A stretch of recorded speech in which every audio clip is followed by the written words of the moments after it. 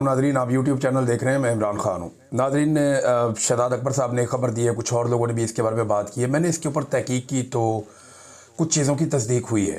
खैबर पख्तूनख्वा की हुकूमत को नहीं चलने दिया जाएगा, ये फैसला कर लिया गया है एस्टेब्लिशमेंट की जानिब से। और अब वो सुहेल अफरीदी को नाकाम करेंगे, पूरी कोशिश करेंगे। या तो सुहेल अफरीदी को उनकी शराइत पे या उनकी बात पे आना पड़ेगा, या फिर वो हर कोशिश करते हुए सुहेल अफरीदी को नाकाम बनाएंगे। इमरान खान साहब से उनकी मुलाकात भी नहीं करवाई जा रही।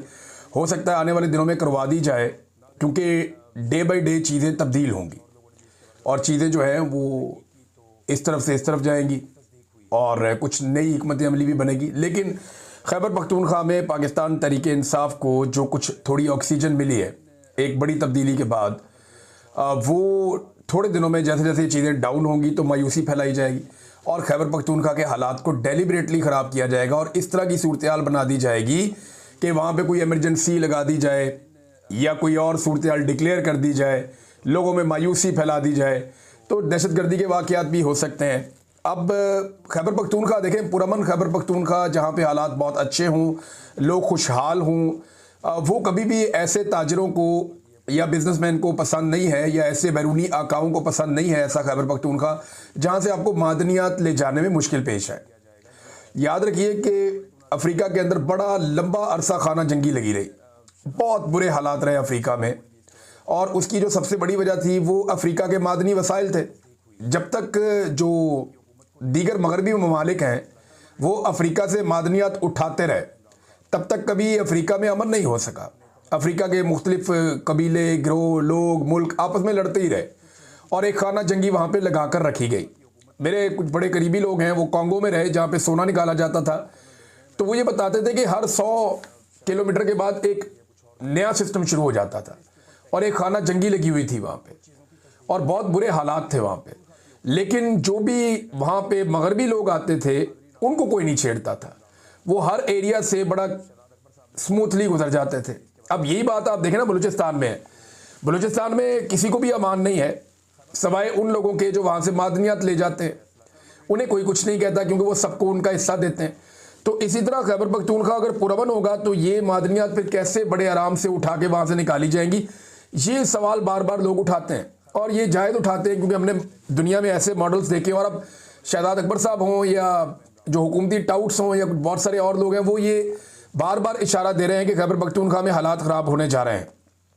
लेकिन उससे पहले सुहेल अफरीदी के लिए एक बहुत बड़ा चैलेंज है, वो मैं आपको बताता हूँ। वो अब क्या है, एक नया चैलेंज खड़ा हो गया।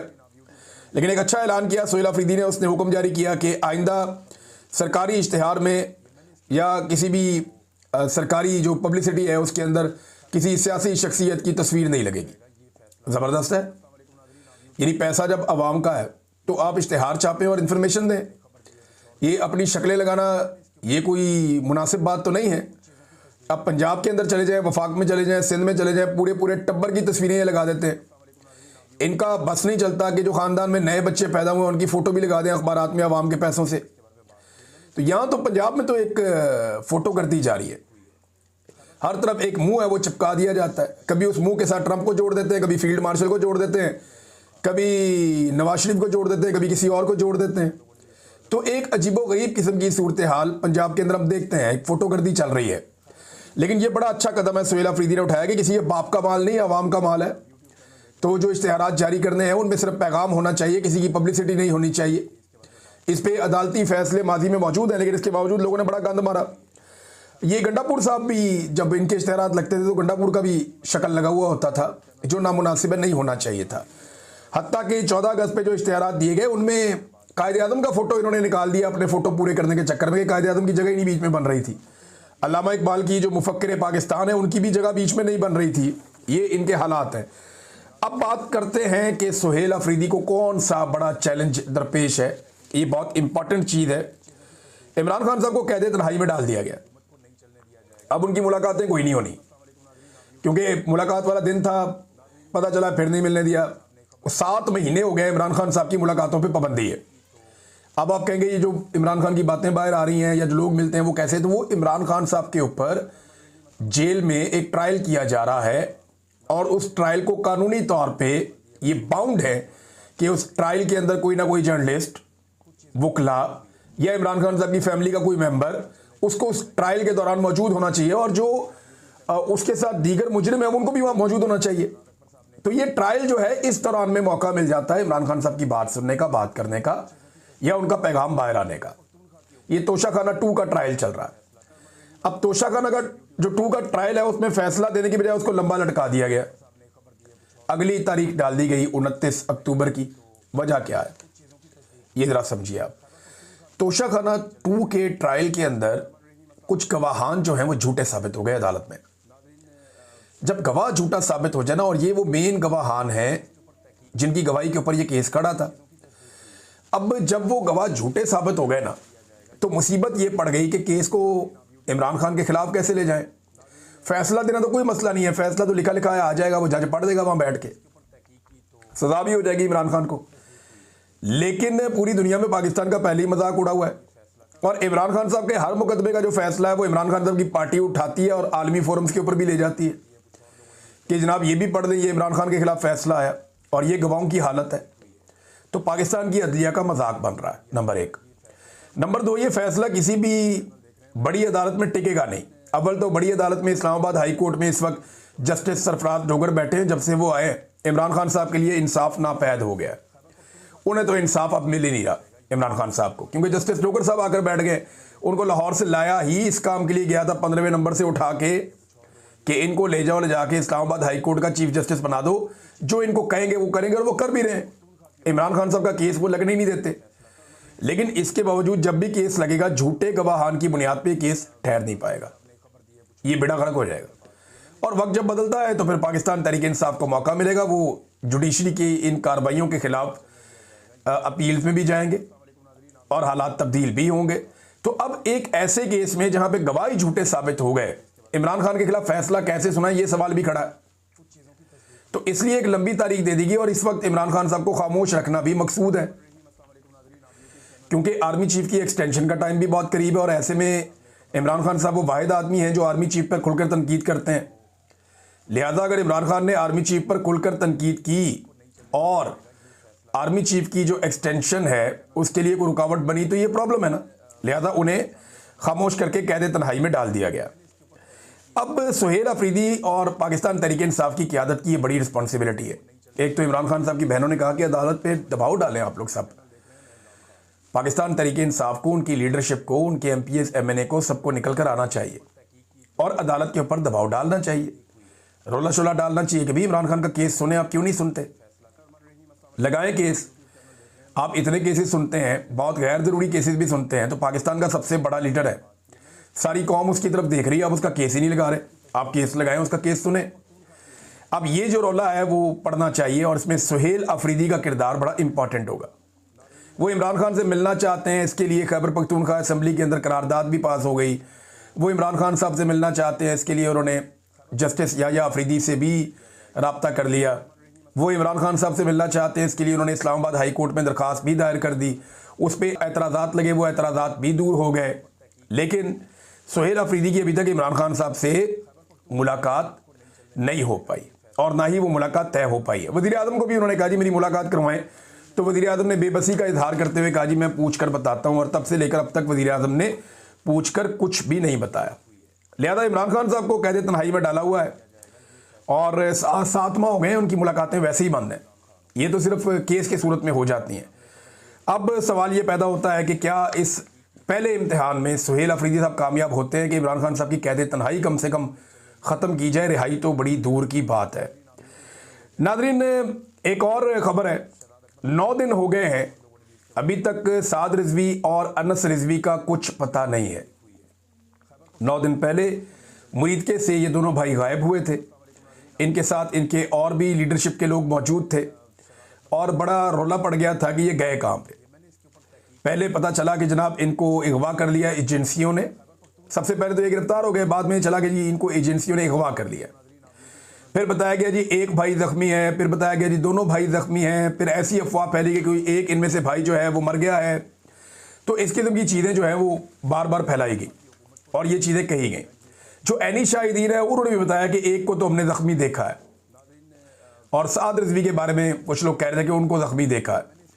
लेकिन फिर जो हुकूमत के करीबी लोग हैं या वो जर्नलिस्ट जिन्हें इतला मिल जाती है एजेंसियों से भी, और उनका ये दावा सामने आया कि ये एजेंसियों की हिरासत में। मेरी अपनी दानिश में जो मेरा अपना एनालिसिस है वो यही कहता है कि चौथी सबसे ज़्यादा वोट लेने वाली पार्टी है। अब इसकी लीडरशिप ऐसे तो नहीं छुपी रह सकती, वो तो गिरफ्तारी दे देनी चाहिए उनको। तो ऐसा नहीं है कि वो कहीं बाहर फिर रहे हैं, ऐसा ज़रूर है कि वो इस वक्त हसास इदारों की हिरासत में है और ज़ख्मी है या ठीक है इसके बारे में कुछ पता नहीं। लेकिन बाहर के जो मामलात हैं, हसास इदारे जब तक उन मामलात को कंट्रोल नहीं कर लेते तब तक इन भाइयों को मंजर आम पर नहीं लाया जा सकता या इन्हें सामने नहीं लाया जा सकता। और अगर इनमें से किसी एक को कुछ हो गया है जिसके बारे में खबरें चलती रही हैं तो फिर सूरत हाल बिल्कुल मुख्तलिफ होगी। लेकिन मुझे नहीं लगता, जितने दिन गुजर गए हैं इतने दिन तक हुकूमत रिस्क ले नहीं सकती है ये एजेंसियों की हिरासत में। जब तक बाहर पूरा कंट्रोल नहीं हो जाएगा पूरी पार्टी पे, पूरे निज़ाम पे, हर चीज़ पे, तब तक इनको नहीं छोड़ा जाएगा और उनको अंदर तोड़ के छोड़ा जाएगा कि ये कोई ना कोई कंप्रोमाइज़ कर ले। मैं क्योंकि रहा हूं ना एजेंसियों की तहवील में, तो मुझे पता है कि वो आपको तोड़ते हैं, वो आपको कमज़ोर करते हैं और फिर आपको कहते हैं ये मान लो, ये मान लो, ये मान लो। तो जब इंसान मान लेता है तो फिर उसके बाद वो फिर कैलकुलेट करते हैं कि अब क्या करना है, क्या नहीं करना।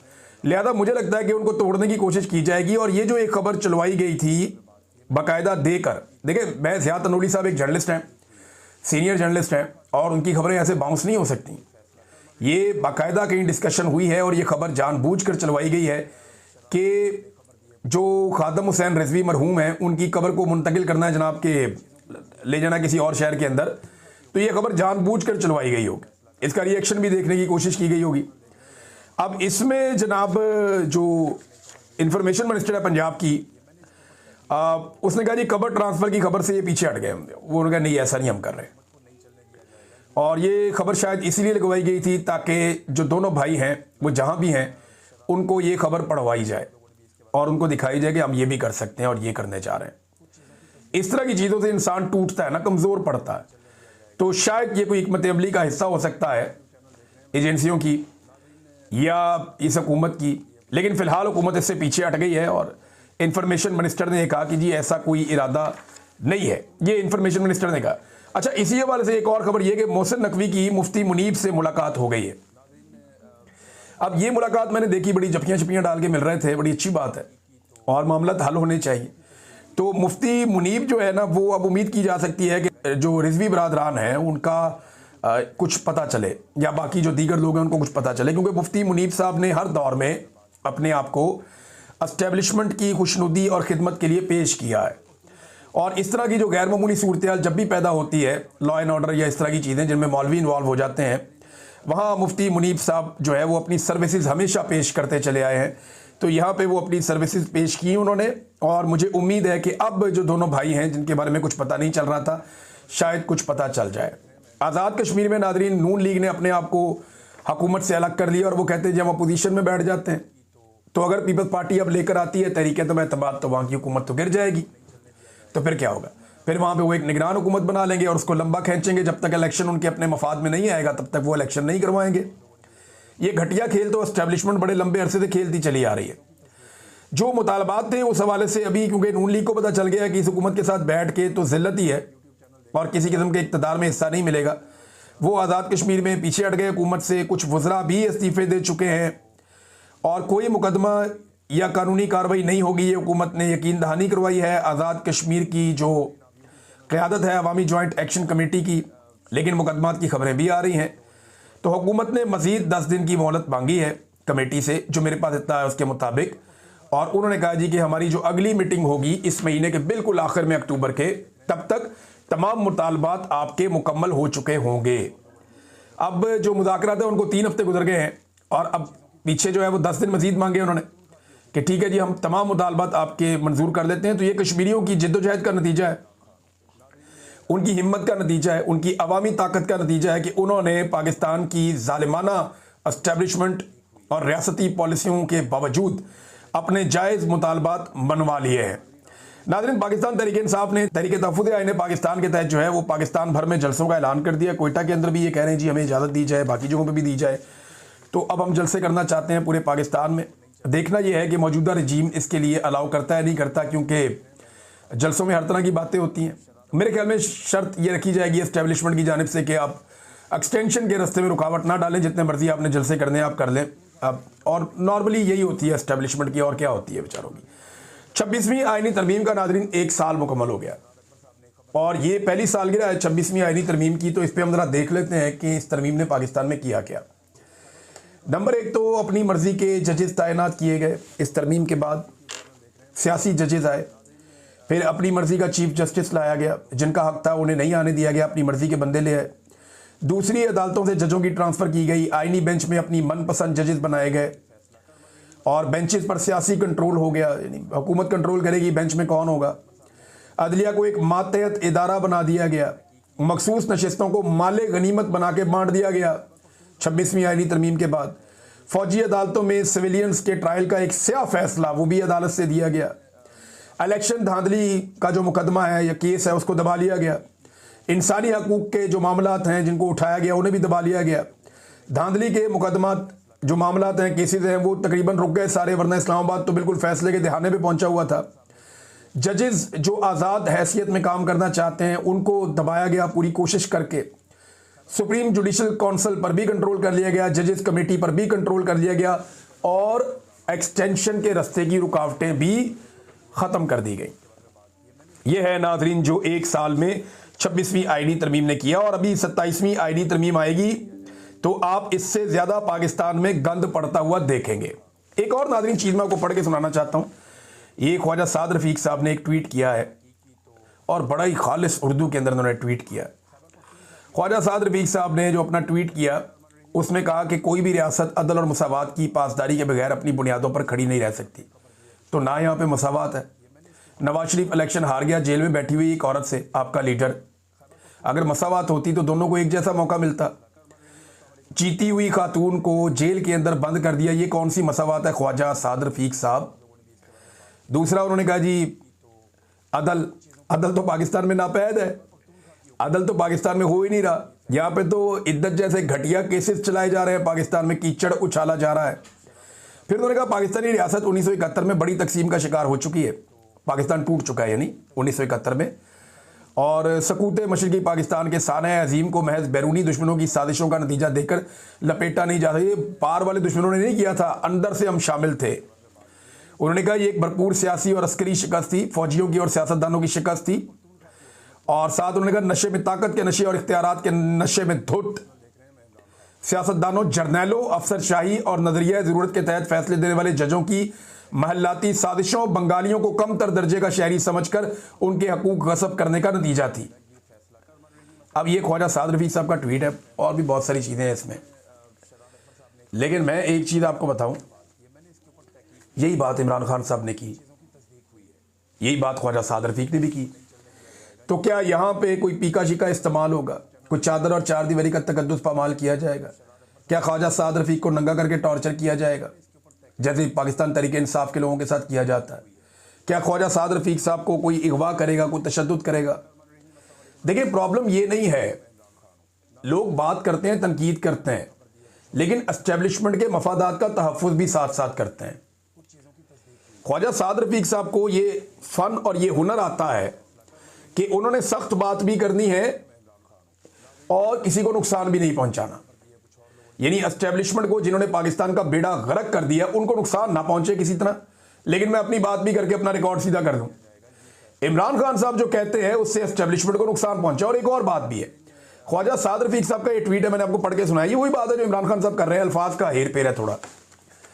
ख्वाजा साद रफ़ीक साहब बात करते हैं ना तो इसका इम्पैक्ट नहीं आ रहा। कोई नौजवानों की बहुत बड़ी तादाद इसको उठा के कोई बहुत बड़ा मसला नहीं बना रही। एस्टेब्लिशमेंट को फर्क नहीं पड़ रहा कि ख्वाजा साद रफ़ीक साहब क्या कह रहे हैं, क्योंकि पब्लिक में उसका इम्पैक्ट नहीं है। हाँ, जो इमरान खान कह रहा है उसका पब्लिक में इम्पैक्ट है, इसलिए एस्टेब्लिशमेंट को बहुत तकलीफ है कि जब वो कहता है कि याया खान ने, और साद रफ़ीक साहब ने वैसे किसी का नाम भी नहीं लिया, लेकिन उन्होंने इदारों का और इस तरह नाम लिया कि जर्नैल, सियासतदान, जजेस और ये सारे ब्यूरोक्रेसी, इन्होंने मिल के पाकिस्तान को तोड़ा है और ये जिम्मेदार है उस सारे के लिए। हम किसी और पे इल्ज़ाम नहीं धर सकते। तो ख्वाजा साद रफ़ीक साहब ने ये ट्वीट क्यों किया? पिछले दिनों भी उन्होंने एक ट्वीट किया था, वो बार बार ये साबित करना चाहते हैं कि उनके अंदर जमहूरियत ज़िंदा है। लेकिन ख्वाजा साहब, अगर आपके अंदर जमहूरियत ज़िंदा है तो आपकी सारी की सारी लीडरशिप जो है वो धांधली करके इलेक्शन में आई है। मरियम नवाज सीट हार गई थी, शहबाज शरीफ सीट हार गया था, शहबाज शरीफ का टफ था, हमजा शहबाज सीट हार गया था, नवाज शरीफ सीट हार गया था। आपकी पार्टी के जितने वज़रा इस वक्त बैठे हुए ज़्यादातर सीट हार गए थे। हनीफ अब्बासी को वज़ीर बनाया हुआ आप वाली वजारत में, वो भी सीट हार गया था। ख्वाजा आसिफ वज़ीर दिफा सीट हार गया था। और जो बाकी आपके वज़रा हैं ये सारे सीटें हारे हुए, इनमें कोई भी नहीं जीता हुआ और बुरी तरह हारे हुए हैं। ये जो बाद में सेनेटर्स बनाए गए ये सारे उन्हीं के ऊपर बनाए गए हैं ना, जेलों में बंद करके मुखालिफिन को।